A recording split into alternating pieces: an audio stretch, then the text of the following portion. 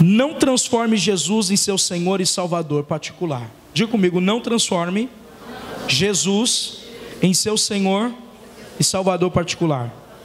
Fala de novo, não vou transformar Jesus em meu Senhor e Salvador particular. Esse é o tema de hoje, tá bom? Atos capítulo 2, versículo 32, abram comigo. Diz assim: Deus ressuscitou este Jesus, e todos nós somos testemunhas deste fato. 33. Exaltado à direita de Deus, ele recebeu o Pai e o Espírito prometido, e derramou o que vós agora vedes e ouvis. 34. Porquanto Davi não foi elevado aos céus, mas ele mesmo declarou: o Senhor disse ao meu Senhor, senta-te à minha direita, até que eu ponha os teus inimigos como estrato para os teus pés. 36. Sendo assim, que todo o povo de Israel tem absolutamente certeza disto: esse Jesus, a quem crucificaste, Deus fez Senhor e Messias. Diga comigo, Senhor e Messias. O texto que nós lemos, Atos capítulo 2, fala do sermão de Pedro. O apóstolo Pedro foi cheio do Espírito Santo juntamente com os outros apóstolos, já por uma promessa do capítulo 1, versículo 8: ficar em Jerusalém, até que do alto seja revestido de poder, então sereis minhas testemunhas. O que eu quero falar, irmãos, é inacreditável quando você vai para a palavra estudar a vida de Jesus. O seu nascimento, a sua vida, a sua missão, a sua morte e a sua ressurreição, e o seu governo que ele habita hoje nos céus. Se você pegar toda a trajetória, ninguém nasceu como ele nasceu, ninguém viveu a vida como ele viveu, ninguém teve uma missão tão eficaz igual a dele, ninguém morreu com uma morte de cruz tão violenta como ele morreu, e ninguém ressuscitou, pois ele é o único que fez isso, e ele está vivo. Se olharmos essa condição, Pedro e os apóstolos estão numa empolgação tremenda. O Espírito de Deus vem como promessa. Já em Joel capítulo 2, 28 havia prometido que nos últimos dias eu derramarei do meu Espírito sobre toda a carne. Vossos filhos e vossas filhas profetizarão, até sobre as servas derramarei o meu Espírito. Aí Pedro está trazendo um sermão explicando toda a trajetória, o porquê que Jesus veio, o porquê que eles estavam tão cheios de Deus. E o texto do versículo 32 começa: Deus ressuscitou Jesus, ou seja, Jesus não está morto, ele vive. E aí você começa a ver o texto que ele diz: olha, então nós somos testemunha desse Jesus que o Pai, Deus, o ressuscitou. E o tema foi me dado dentro de uma realidade que é muito comum. Todos nós, no primeiro dia, uma semana, um ano, que seja, teve um início da nossa caminhada em seguir Jesus. É aquela palavra que a gente ouve frequentemente na igreja: decidi aceitar Jesus e agora ele se tornou meu Senhor e Salvador. Já falamos isso, sim ou não? Para alguém, olha, agora eu estou na igreja. O nosso vocabulário é esse: agora eu estou firme com Deus, agora me decidi realmente o que eu quero fazer da minha vida, buscar a Deus até que Ele venha. O texto é exatamente nessa dimensão. Pedro está trazendo um sermão e ele explica que esse Jesus, ele não somente ressuscitou, os apóstolos não somente estão sendo testemunha, mas Cristo está sobre um governo, está à direita de Deus, e ainda ele diz: o Pai deu ele a promessa do Espírito, e agora, olha o que diz: derramando a vós agora vedes e ouvides. Ou seja, vocês estão se escandalizando. Se você ler Atos 2, você percebe. 9 horas da manhã, 120 homens e mulheres, 120 entre homens e mulheres, estão ali embriagados de Deus. A palavra diz que veio um vento, de repente veio um vento como um som, que encheu toda a casa, e foi vista línguas como de fogo. Algo sobrenatural aconteceu. De fato, isso chama atenção. No versículo 34, Pedro começa a trazer a história de um rei sobre governo. Diga comigo, o governo. Para um judeu, falar de Davi é um dos reinados mais importantes para eles até hoje. Davi foi o único que restaurou a nação e trouxe a arca de volta. 2 Samuel capítulo 6. Quando Davi está sobre a sua cidade, estabelecido o seu governo, ele traz a arca e vem dançando diante da arca. Ou seja, a arca representava a presença de Deus. Por isso que Pedro inicia falando desse rei. Um rei a qual havia profetizado em um dos seus salmos que aquele que viria se assentou à direita de Deus, era esse que Pedro e os apóstolos estavam testemunhando a fé deles. Quem está me ouvindo, diga amém. E o texto ainda continua no 35, até que eu ponha os teus inimigos no estrato dos seus pés. E 36, sendo assim que todo o povo de Israel tem absolutamente certeza. Ou seja, eu preciso ter certeza se eu decidir caminhar com Cristo. Quem está me ouvindo? Eu preciso ter certeza de fé, que eu sou uma testemunha hoje viva no século 21. Eu preciso ter certeza que Cristo não está em vão na minha vida. Quem está me ouvindo? Eu preciso ter certeza que o Deus que me salvou, Ele também tem que ser Senhor das minhas decisões e dos meus desafios.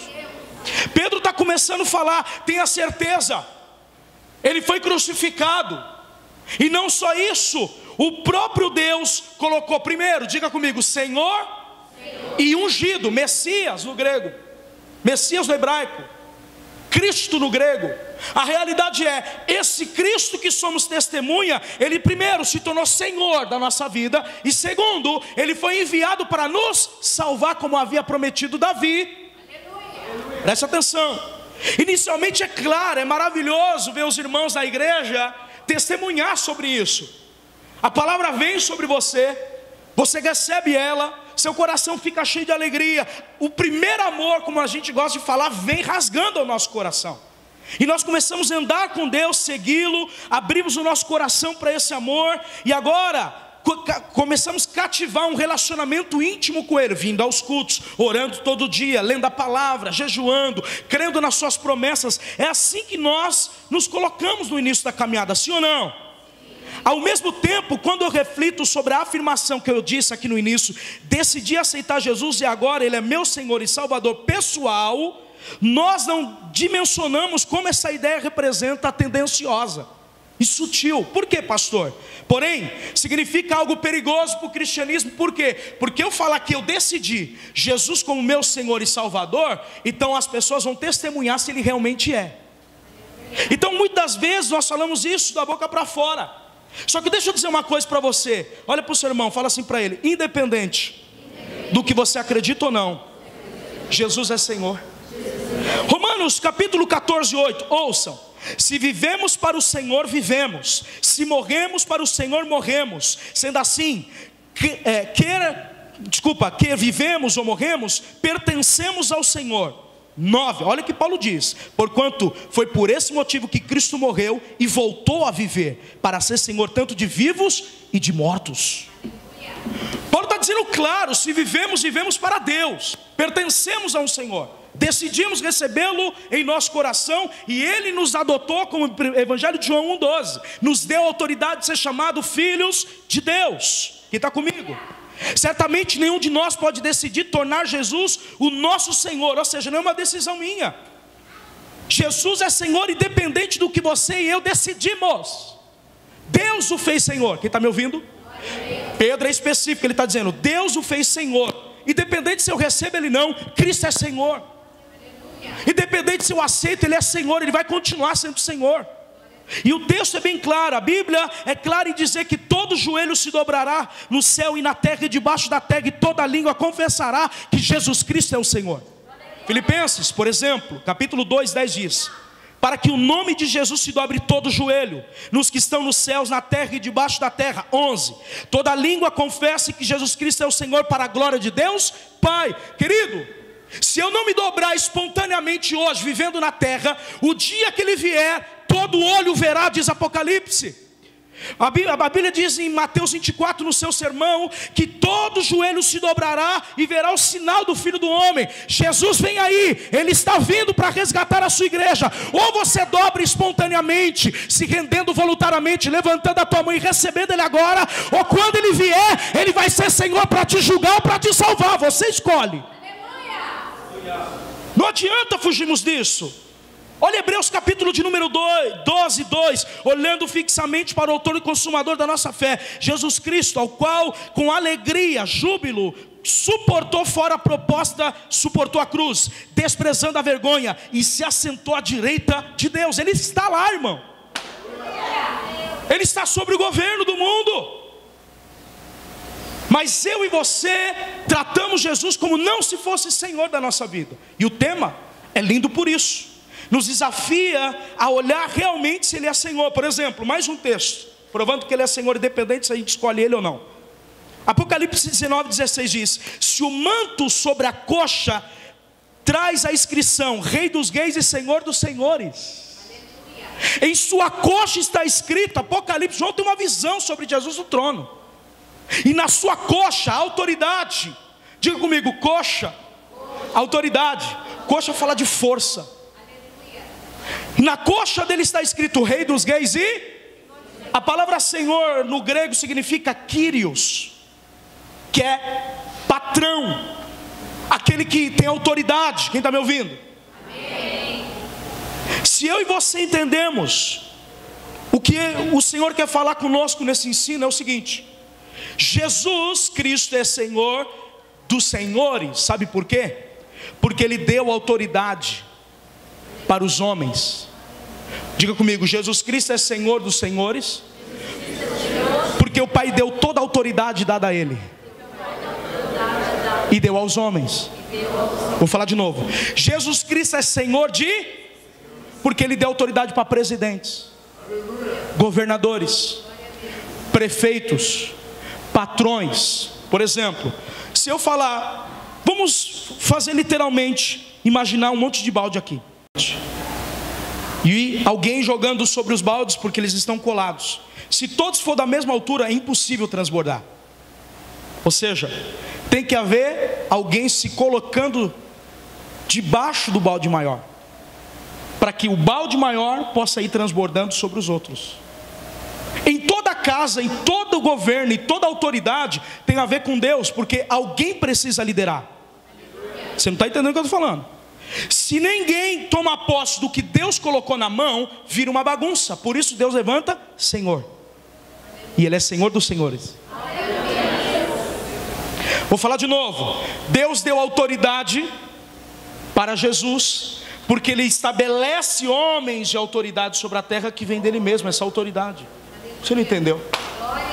A autoridade que você carrega não vem de você, vem de alguém. Mateus 28:18 diz: então Jesus se aproximou e assegurou: toda autoridade foi me dada no céu e na terra. Levanta a tua mão. Deus vai restaurar sua autoridade na sua casa. Deus vai restaurar sua autoridade no seu trabalho. Deus está restaurando a autoridade no teu ministério. Você vai alcançar lugares por causa da autoridade que está no nome de Jesus. É o nome de Jesus que vai fazer você passar pelas etapas. Pode glorificá-lo.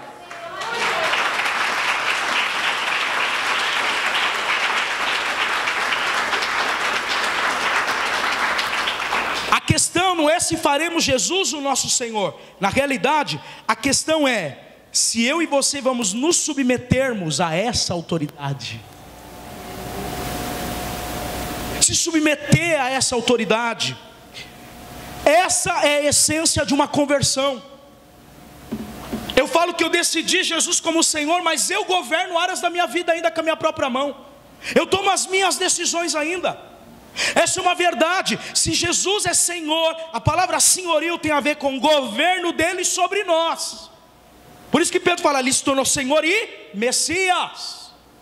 Se o Cristo governa sobre a minha vida e sobre a minha vontade, o Pai quer nos levar a um nível mais profundo dessa afirmação hoje aqui. Estamos acostumados a usar essas frases frequentemente, achando que gira em torno de nós mesmos, Cristo particularmente, e criamos isso para nós. Sabe o que aconteceu? A igreja evangélica tomou posse de Jesus e acha que Jesus só é para nós. Não, querido, Ele morreu por todos. Deus deu seu Filho para salvar o mundo. Mas quando eu e você decidimos caminhar com Ele, você vai ter que se submeter ao governo do Espírito na sua vida. Aí que muitos pecam, aí que muitos não entendem o que carrega. Irmão, se você está amando viver a vida que você está vivendo, você merece. Você precisa entender que quanto mais tempo você se dedicar a se submeter à vontade de Deus, eu quero aplicar isso, logicamente que Deus jamais vai deixar você na beira do caminho, largando você, não ouvindo suas orações. É mentira. Quanto mais eu me posicionar e se submeter ao governo de Jesus na minha vida, mais Ele vai derramar do que Ele tem para mim. Escutem, Romanos 1,16. Como eu e você muitas vezes usamos essa frase: Jesus é meu. Ai, por exemplo, frase comum: estou orando, Deus não me ouve. Espera aí, será que Ele vai ouvir você? Você ora 1 hora, mas tem pessoas do outro lado do continente, lá na Coreia, orando 6 horas, orando 12 horas. Tem pessoas na África orando 15, 20 horas. Aí você presta um culto de 40 minutos e acha que Deus tem que fazer tudo na sua vontade e no seu tempo. Você está achando que Jesus tem que ficar olhando? Jesus não vai cuidar daquilo que você precisa tomar posse. Olha para cá, irmão, a salvação é de graça, trabalho, crescimento. É eu e você que temos que correr atrás. Você precisa entender isso. Romanos 1,16 diz: porquanto não me vergonho do Evangelho, porque é o poder de Deus para a salvação daquele que nele crê. Paulo diz: não me vergonho de ser cristão, não me vergonho, eu tenho valor, cara. Você precisa entender que você tem valor. Eu não me vergonho se eu apanho, se eu sofro afronta, se me perseguem. Por quê? Porque é salvação para aquele que nele crê.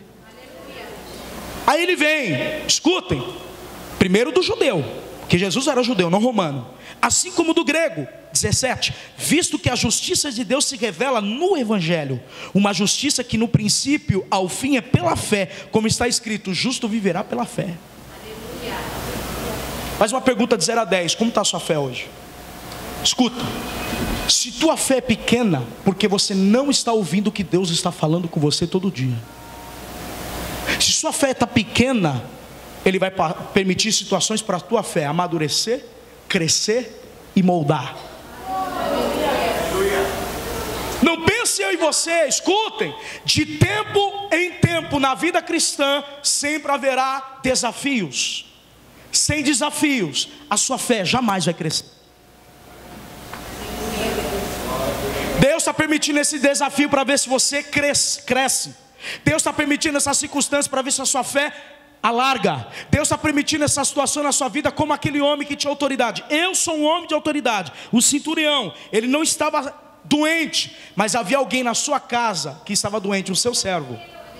Eu sou um homem de autoridade. Eu peço para um ir, ele vai. Eu peço para o outro ir, mas ele vai. Mas segundo aquilo que você pode liberar, o meu servo pode ser curado, e eu não sou digno que você entre no meu teto. Olha para cá. Muitas vezes vocês indo para o culto, a sua vida está boa, mas você não vem buscar só por você. Você vem buscar pela sua família. Você vem buscar pelos seus amigos. Você vem buscar por alguém que você ama. E ele não precisa estar lá na sua casa. A sua fé, Jesus pode liberar uma palavra e tocar ele lá. Uma palavra de Jesus, porque tem autoridade. Romanos 10:3 diz: pois não reconhecemos a justiça que vem de Deus. Quem que vem de Deus? Cristo. É Ele que veio. Justiça é fazer o que é correto, ter uma vida de transformação no seu caráter, ter uma mente diferente do mundo. Quem está me ouvindo que é justiça? É dar de direito a alguém que não tinha, agora passou a ter por causa de Jesus. Ele veio, pois reconhecemos que a justiça vem de Deus, buscando estabelecer a sua própria, não se submeter à justiça de Deus. Paulo está explicando para Israel: olha, Deus enviou o Messias, Deus enviou aquele que era a resposta. Ele é o verbo que se fez carne, ele andou como justiça. Por exemplo, 2 Coríntios, abra aqui para mim, Bianca, capítulo 5, 21. Vamos acompanhar o que Deus está falando. Quem está me acompanhando, diga amém.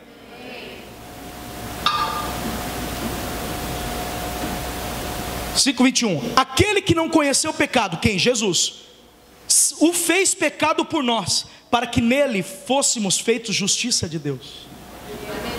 Cristo veio para mostrar um modelo de uma vida cristã correta. Cristo veio para estabelecer e declarar uma coisa, escutem: todavia a justiça que vem da fé é declarada. Não digas em teu coração: quem subirá aos céus? Isto é, para trazer aquele que do alto veio. Cristo veio do alto. Presta atenção. 7 de Romanos 10, ainda que descera para o abismo, para fazer Cristo subir dentre os mortos, ainda que eu e você fosse para qualquer lugar, Ele é a justiça de Deus e Senhor, e acabou.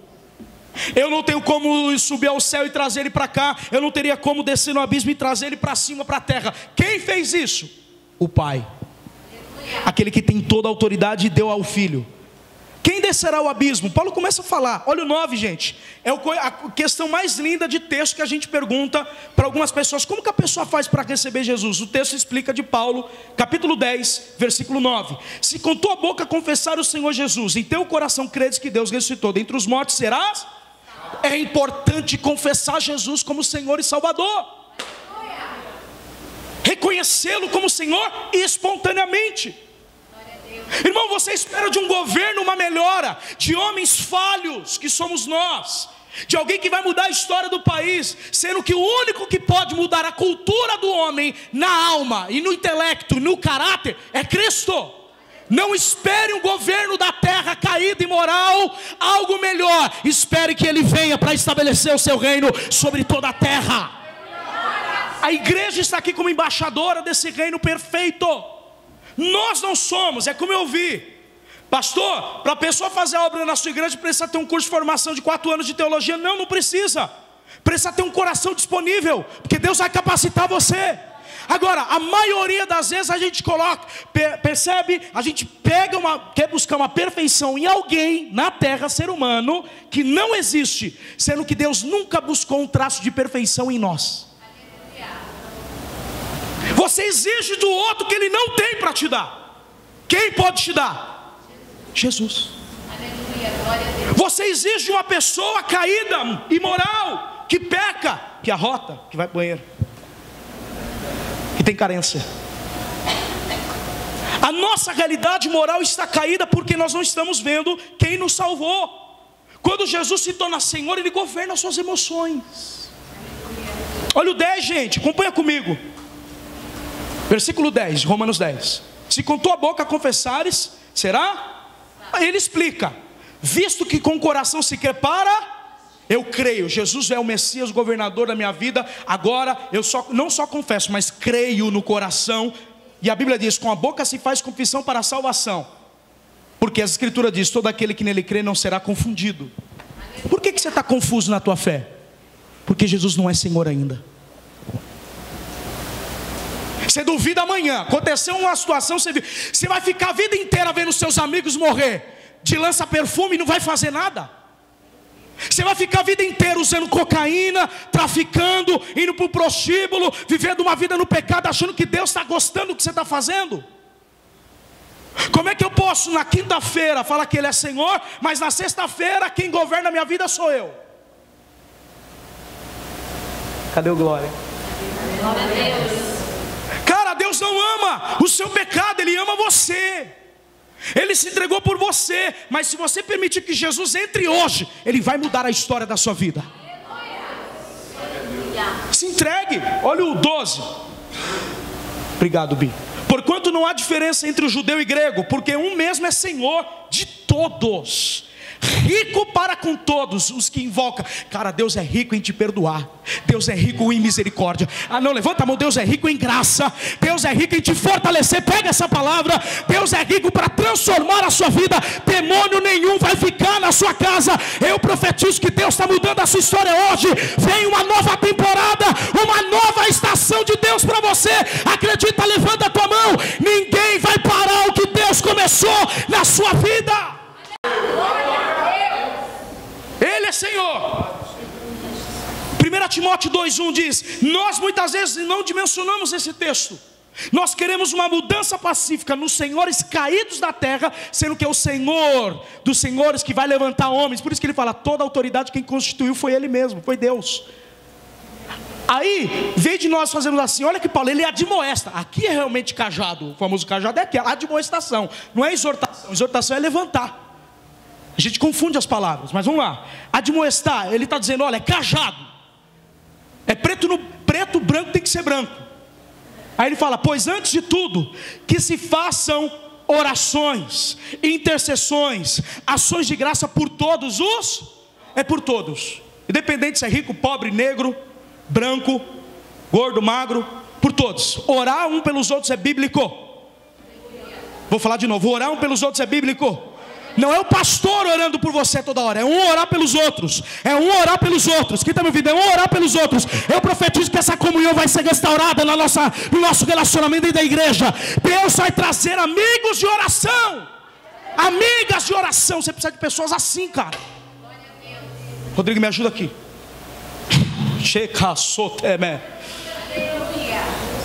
Você precisa permitir que Cristo governe. Vai ficar a vida inteira a vida dos outros andar e a sua não? Se você não ganhar teu marido, ele vai para o inferno. É você que tem que ganhá-lo. Você se converteu primeiro. E Deus vai te dar sabedoria nas palavras, no comportamento. Você vai ganhar seu marido sem palavras, porque Cristo está governando as suas emoções, Cristo está governando a sua casa, Cristo está governando a tua fé. Quem acha que ir para a conferência é bobagem, é o nível que Deus nos leva depois que a gente volta. Pelos reis, agora vem autoridades, por todos que estão em eminência, para que tenhamos uma vida quieta, sossegada, em toda piedade e honestidade. Você quer um Brasil melhor? Não põe teu joelho no chão não para ver. Olha o que aconteceu, cara. Um candidato à presidência, independente se você gosta ou não, ele é ser humano. Queira eu, você ou não, se você... Olha para cá, escuta o que eu estou falando. Você pode até anular o seu voto, mas aqueles que é contra os princípios que a gente carrega de fé, eles vão votar. Você precisa mudar a sua mente, você precisa votar, exercer a sua cidadania sim. Seu voto é importante como cidadão da terra e cidadão dos céus, cara. Aqueles que é contra os princípios da palavra vão votar. Aí o crente fala, vou anular meu voto. Olha o que você está fazendo. Você não vai ter uma vida tranquila e sossegada. Primeiro, você faz como cidadão da terra antes do céu. Segundo, intercede. Deus vai te mostrar quem você vai votar. Eu profetizo isso, irmão. Tem que ser. É os crentes que oram para um governo melhor, para uma vida tranquila, pacífica, sossegada e honesta. Não tem uma vida sossegada sem oração. Não tem uma vida honesta sem oração num país. Bendita é a nação cujo Deus é o Senhor. Ele está dizendo, olha, quando os princípios de Deus vêm para um governo, independente do homem lá embaixo, Ele vai exercer justiça em prol do povo. Olha Davi, irmão. Imagine homens cristãos com princípios de justiça, restaurando a nação. Davi une Israel, traz a arca. O texto ainda continua, porque isto é bom e agradável diante de Deus, o nosso Salvador. Quem quer que todos os homens se salvem? Deus quer que todos se salvem e venham ao conhecimento da verdade. Quem é o conhecimento da verdade? Jesus. Olha lá, ele vem explicar quem é o conhecimento da verdade. Porque há um só Deus, obrigado, um só mediador entre Deus e os homens, Jesus Cristo, irmão, olha para cá. Ninguém mais pode ser mediador entre você e Deus. Não é o pastor Danilo, é você e Jesus. Eu posso interceder por você, mas quem te leva para lá é o próprio Jesus. E você precisa ter suas próprias experiências. Você precisa ter relacionamento com Ele diário. Vou fazer uma pergunta, não vou nem olhar para a cara. Cadê seu encontro? O que você está fazendo com o seu encontro? Você voltou do zero. A sua inconstância está te matando. Pode levar para 1000 encontros. Se você não se converter, você nunca vai sair dessa vida. Se você não permitir que Jesus converte você no governo, nas atitudes, você nunca vai mudar. O Pai está aqui. E o texto ainda vem. Quando se deu a si mesmo em preço de redenção por nós, Ele se deu, serviu de testemunha ao seu tempo. Jesus, para fazer Salvador, Ele nos resgatou. Ele não somente governa, mas Ele me salvou. Por isso quero explicar aqui a conversão. Vamos lá, diga assim: Deus me salvou. Colossenses 1, a Bíblia diz que Ele nos tirou do império das trevas para a sua maravilhosa luz, e no reino do seu Filho. Se é um reino do Filho, então Ele tem que governar a minha vida. Então escutem, diga assim comigo: Deus me salvou, está me salvando e me salvará. Isso é conversão. Vou falar de novo: Deus te salvou, está te salvando e vai te salvar. Quem não perseverar até o fim jamais será salvo. Vem com conversa mole, irmão. Abusar da graça, é isso que a nossa geração está fazendo. Ai, a graça, tudo pode. Deus conhece meu coração. Vai ser condenada. Acabou. Ele conhece tanto que você não permite mais chorar de arrependimento. Você percebeu que você está mais duro, não se quebranta, não chora mais. O culto você está moldando conforme você quer. Chega atrasado, não tem horário, não tem disciplina para orar, não tem disciplina para ler. Como Deus vai te salvar? Como Deus vai me salvar? Os processos de conversão têm a ver com uma entrega diária das nossas vidas à vontade de Deus. Ele se torna Senhor quando eu entrego a minha vontade espontaneamente. Ele diz: ninguém tira a minha vida, eu mesmo voluntariamente entrego, por amor a vocês. Cara, você precisa mudar. Isso, 1% do livro. Imagina o livro. Não, fica aí nessa vida aí, lendo gibi, assiste novela, continua, não tem problema, continua no Netflix, continua fazendo o que você quer. Outros estão avançando porque estão orando, estão querendo mudar de vida, estão se posicionando e vão avançar mais do que você. São sacrifícios, cara. Cada um está fazendo o seu, mas ele é o modelo. Gálatas 6,14. Estou indo para o final e tenho tempo para isso. Cara, se você não se converter nessa palavra, não vai ter outra. Como assim explico? Essa é a palavra que converte o coração. É essa, não tem outra. Não é o xarabacai, não é a língua estranha que eu gosto, é benção. Mas por isso que é o culto de ensino, para doutrinar você no comportamento, para você dar resposta, para não ludibriar na emoção. Deus está cansado de emoção, Ele quer te converter, cara. Você chora, mas não muda. É um mundo que fala lágrimas de crocodilo. Falsa. O crocodilo está fingindo que está chorando, mas ele está esperando dar o bote a alguém. Deus está dizendo: deixa esse velho homem, essa velha mulher morrer hoje. Gálatas 6,14. Quanto a mim, no entanto, que eu jamais venho me orgulhar, a não ser na cruz do Senhor Jesus Cristo, por intermédio da qual o mundo já foi crucificado para mim e eu para o mundo. Diga comigo: o mundo já foi crucificado para mim e eu para o mundo. Então todas as vezes que eu for tentar julgar alguém, eu vou ter que ir para a cruz, porque naquele lugar foi o que Deus me matou. Então não é mais o julgamento, é a misericórdia que tem que reinar. Não é mais a fofoca, não é a carnalidade, é o Espírito governando sobre você. Você tem que crucificar. Como faço isso? A palavra é simples: desejos. Quanto menos vir à igreja, menos vontade você vai ter de vir. Quanto menos orar, menos você vai querer orar. Quanto menos pegar na palavra, você só pega na Bíblia quando vem para a igreja, cara. Como que você vai mudar?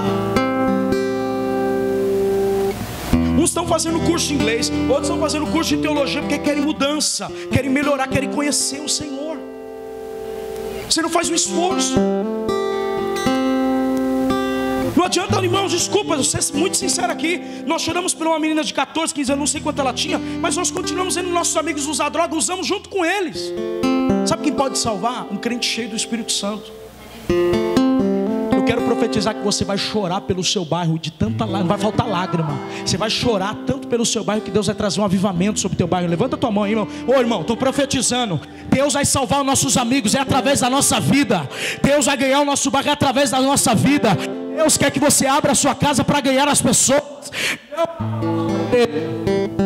não para falar mal da igreja. Deus quer que você abra a sua casa não para falar mal da igreja, não falar mal das pessoas, mas para que as pessoas entrem ali e vejam Cristo na tua casa.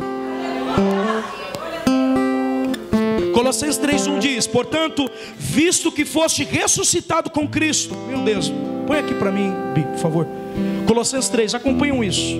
Diga assim comigo: a salvação não é definitiva se o governo de Cristo não estiver na minha vontade.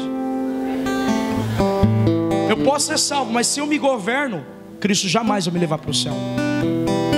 Quando Cristo te salva, Ele governa sobre você nas suas paixões, desejos desenfreados que era antes. Por isso que a Bíblia diz: eis que tudo se fez novo. Portanto, se eu ressuscitei com Cristo, buscai as coisas que são de cima, onde Cristo está sentado à destra. Ele está falando de governo. Paulo está falando literalmente disso aqui que eu estou pregando hoje. Versículo 2: pensai nas coisas que são e não nas que são da... Quem governa teus pensamentos no dia? O que você mais fala?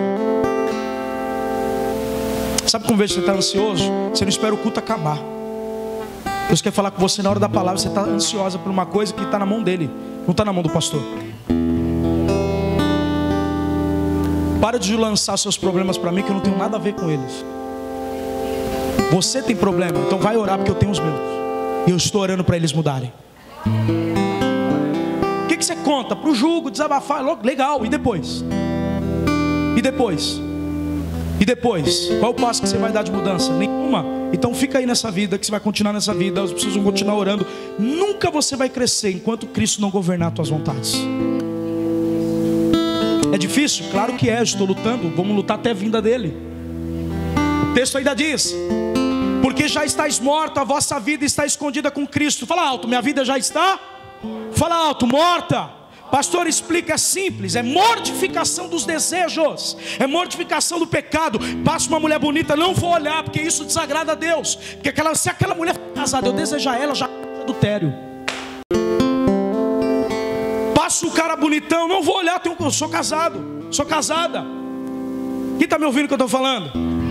O templo do Espírito, quem cuida é você, não é Deus. Se você come demais, você vai destruir a sua saúde.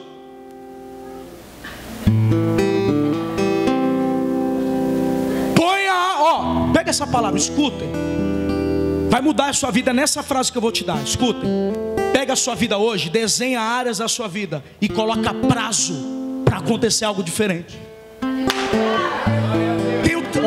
Até dezembro essa área tem que acontecer isso. E coloca no joelho, porque Deus vai fazer. Pega. Deus está te dando um segredo aqui. Põe prazo, filho. Põe prazo, filho. Não dá para ficar assim 1 mês, 2, 3, 4, 5 anos. Põe prazo para a tua fé ser desafiada para crescer. Davi, olha lá o gigante, 40 dias. Pô, ninguém vai lutar com esse cara aí todo dia, toda hora, de tarde, de noite, Golias. Tem alguém aí para lutar? Davi fala assim: hoje é o dia. Não, ninguém entendeu o que eu estou falando. Eu estou falando de você, Davi. Levanta a tua mão. O Golias da tua casa, quem vai derrubar é você. Pega. Pode acontecer 40, uma semana, 1 ano, 10. Deus levantou você para derrubar o gigante da tua família.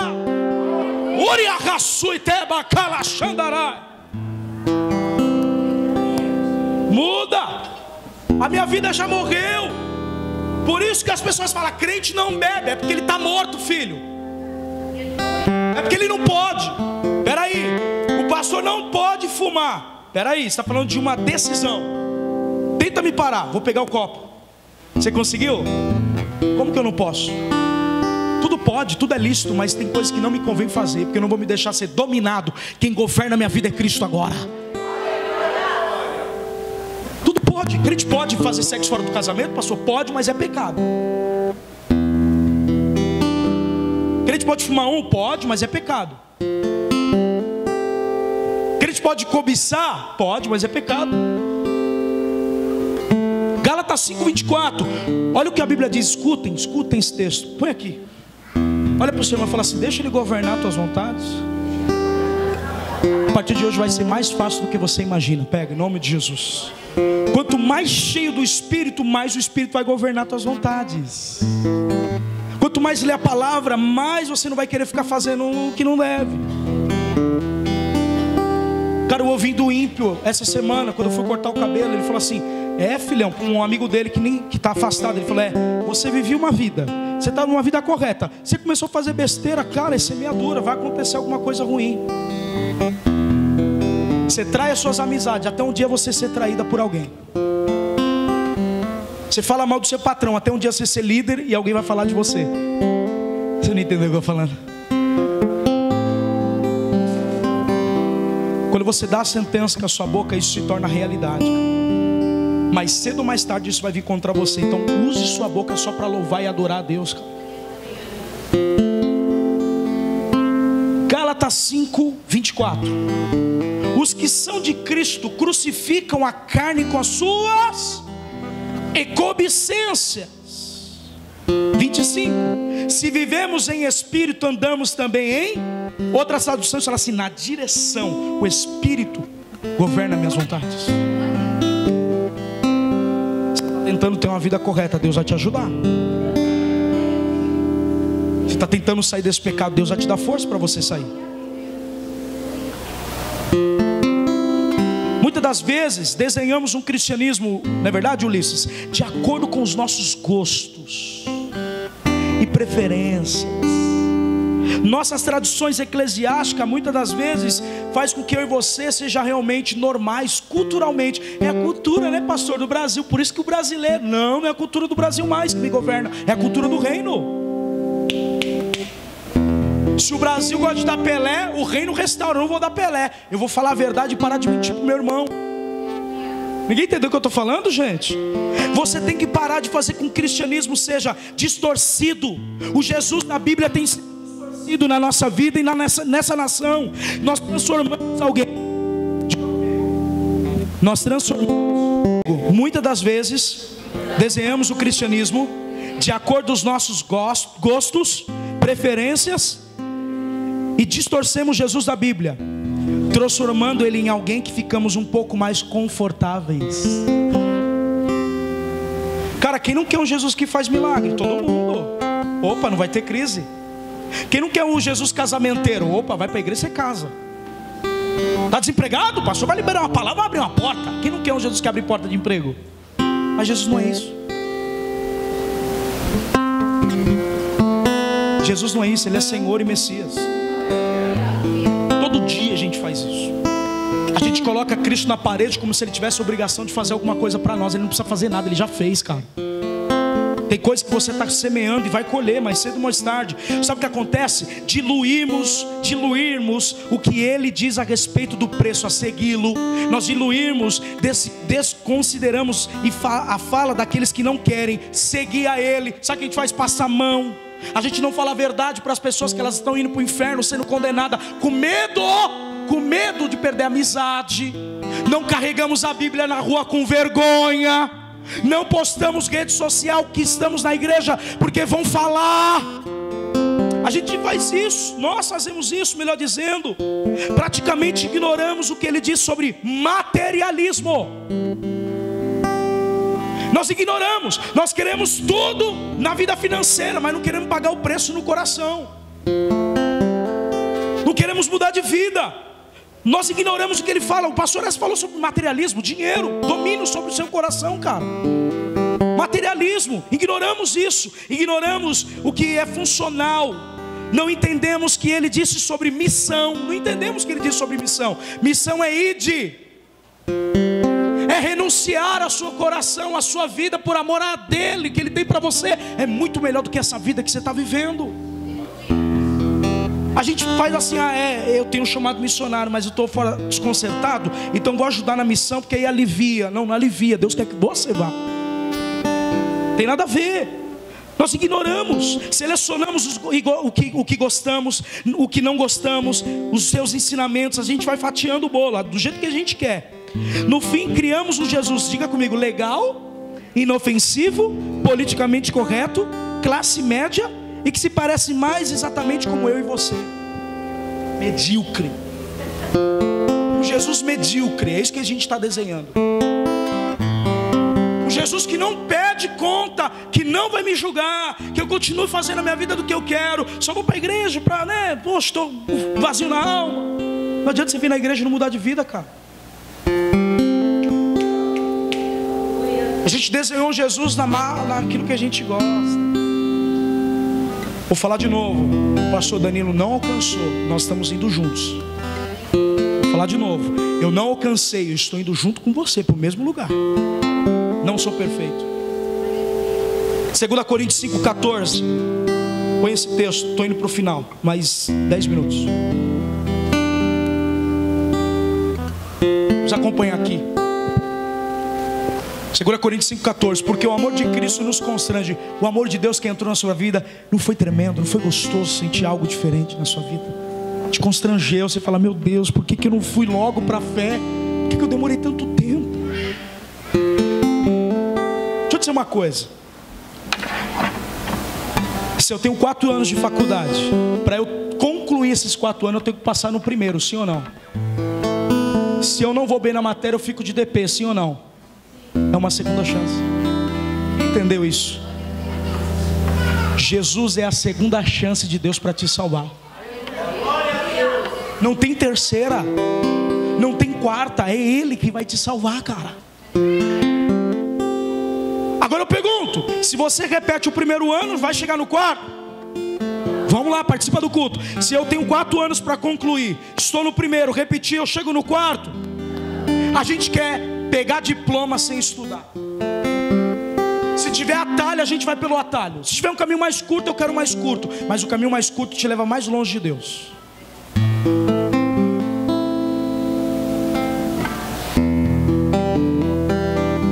Qual é o evangelho que estão ensinando para você?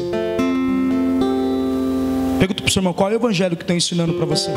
Um Jesus legal, inofensivo, politicamente correto, classe média e que é aceito, amado, tranquilo. Todo mundo quer um Jesus assim, que passa a mão no meu erro, fala, vou te salvar mesmo errado, vou te abençoar mesmo errado. Eu faço sempre essa palavra aqui, escuta. Se a gente, do jeito que estamos sendo pela misericórdia abençoado, imagina o que a gente se posiciona hoje. 2018 vai acabar, você decide como vai terminar 2018 na tua vida. Pode terminar bem ou mal. Talvez estou falando com uma pessoa aqui que vai morrer esse final de semana, e Deus está te dando livramento hoje, meu amigo, para você nunca mais voltar para o crime, para você nunca mais usar droga, ficar no lugares errados. Deus está te livrando. Deus quer te salvar. Olha o que o texto diz: porque o amor de Deus nos constrange, julgando como? Que se um morreu, quem? Cristo, por todos, morreu por todos, não pela igreja, pelos crentes, morreu por todos, logo todos morreram. Fala de senhorio esse texto. Ele morreu por todos, para os que vivem. Quem vive aí? Quem está em Cristo? Não vivam mais para si, mas para aquele que por eles morreu e ressuscitou. Como é que eu posso me governar? Como é que Bíblia que eu estou lendo, cara?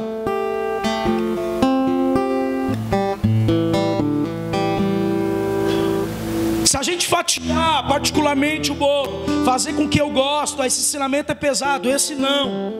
Sabe o que acontece? Vai comigo para Apocalipse 22, Bianca, 1. Vamos concluir aqui. 22 de Apocalipse 1. Olha o que diz no último capítulo da Bíblia. Olha o que diz lá, versículo 1 de Apocalipse 22, versículo 1. Olha quem está no trono. E mostrou um rio puro de água da vida, claro como cristal, que procedia do trono de Deus e do... Ele é o Cordeiro que tira o pecado do mundo. Esse rio, ele quer limpar a tua vida hoje. Pega aí, esse rio quer purificar teu coração. Esse rio quer limpar a tua fé, limpar a tua casa, limpar a tua espiritualidade. Eu profetizo que esse rio vai curar você hoje. Levanta a tua mão. Eu profetizo que esse rio vai libertar a tua filha, libertar o teu esposo, libertar a tua mente. Receba a vida de Deus aí. Esse rio jorrará vida eterna sobre você. Eu profetizo em nome de Jesus, meu irmão. Diga comigo, flui um rio.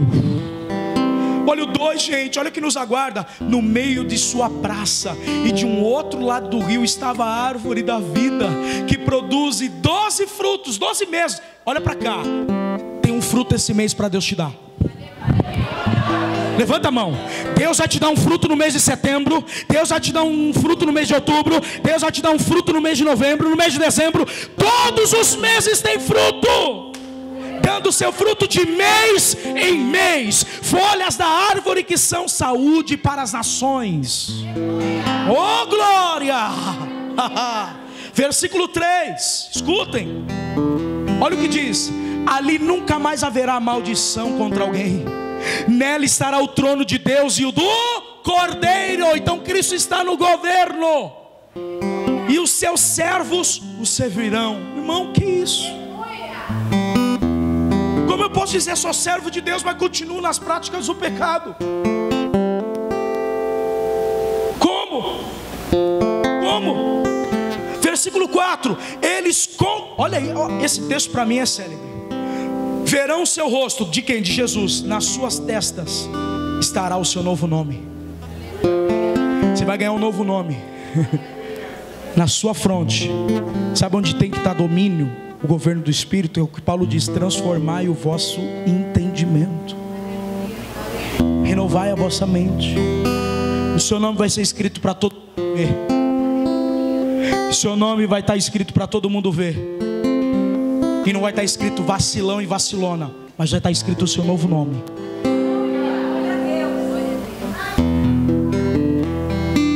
Eis que tudo se fez novo. Não existe Jesus, diga comigo, não existe um Jesus costumável. Está acostumado, é assim mesmo a vida, pastor, está acostumado. Dou Pelé em todo mundo, está tudo certo. Depois eu peço perdão. Não existe um Jesus costumável. Ele não se mostrou aberto para interpretações. Diga comigo, ele não se mostrou aberto quando ele pregou a palavra. Ele não se mostrou aberto assim, ó, interpreta a Bíblia do jeito que você quer. Ele não falou assim, ó, adapta a Bíblia conforme você quer. Ele não diz assim, inove, adulterem, altere o que vocês quiserem. Não foi isso que ele falou. Ele proferiu claramente a sua palavra, e não temos o direito de personalizá-la mas pelo contrário, nós precisamos ser transformados e regenerados na nossa mente com a palavra que ele nos liberou, cara. Apocalipse ainda 22, Bianca, por favor, olha o 6 e vou terminar. Diga comigo, Deus liberou uma palavra de transformação na minha mente. Você acha que sua vida de oração, Deus não está te ouvindo, mas a oração está te fazendo você ser uma mulher espiritual. Você não entendeu o que você ora. Quanto mais você lê a palavra, você pensa, é inútil. Mateus 10:20 prova que não é. Ele diz, no tempo devido, Deus te trará à memória todas as palavras que Ele te ensinou.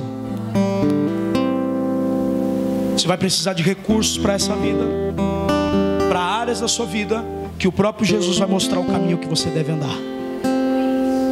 É nele, Ele é o caminho, a verdade e a vida. Ninguém chega ao Pai se não for por Ele. Apocalipse 22:6 diz, estou terminando. E disse-me, essas palavras são fiéis e verdadeiras. O Senhor Deus dos santos profetas enviou seu anjo, Cristo, para mostrar aos seus servos as coisas que em breve hão de... Continua para mim. Versículo de número 7. Eis que venho sem demora. Bem-aventurado aquele que guarda as palavras da profecia deste. Feliz é o homem que guarda as palavras que está ouvindo hoje nesse culto. Feliz é a mulher, se alegra e glorifique a Deus por isso. Você pode falar o que quiser de mim, mas não fala que eu não prego Bíblia nessa igreja. Não te engano no dízimo e nem nas ofertas. Você pode ficar assustado com palavras como essa, mas essa palavra está te trazendo cura. Ela vai te trazer um norte. Você vai entender o que Deus tem para você. Eu quero profetizar que o amor dele está nessa palavra para você. Ele está te alertando porque o Pai corrige todo filho que ama. Te perder. Você entende isso?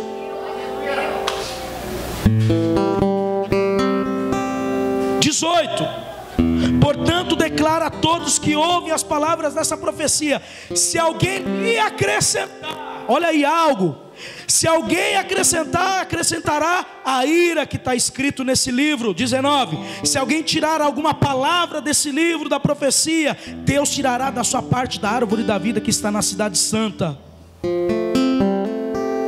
Deus não mandou você adulterar, alterar, interpretar, adaptar a Bíblia do jeito que você quer. Não existe isso na Bíblia. Ou a Bíblia é por inteira, ou você não está vivendo nada e nem viverá o que ela promete. Alguém está me ouvindo? Não dá para você acostumizar Jesus na sua vida e tentar, olha para cá, vou explicar, aplicar simples. Não molde Jesus conforme a sua vida, molde sua vida conforme Jesus quer. Coloca-se na mão dele hoje. Fala: Deus, me salva, tira da minha vida essas coisas que estão me atrapalhando de te conhecer. Pô, a pessoa vem para o culto, a gente expulsa demônio, ora pela pessoa, dá 2 dias, vai para o status e posta roupa com um pedaço de roupa.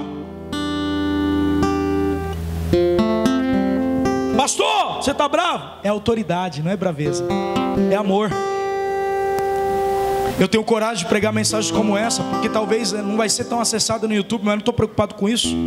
Estou preocupado em salvar um povo que Deus colocou na minha mão.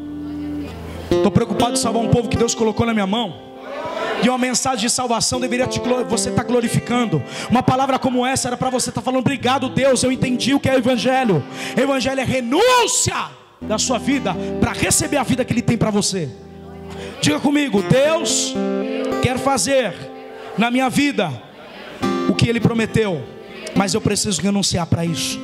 2 Coríntios 5,17. Portanto, aquele que está em Cristo, nova criatura é. As coisas velhas se passaram, eis que tudo se fez novo. Deus tem um novo para você. Pega aí, é vinho novo, odres novos. Deus está derramando uma nova alegria hoje aqui. Deus vai derramar uma nova esperança, uma nova fé. A palavra não vai voltar vazia nessa noite na tua vida. Bloqueia Sarabacandará. Não vai voltar se você confiar.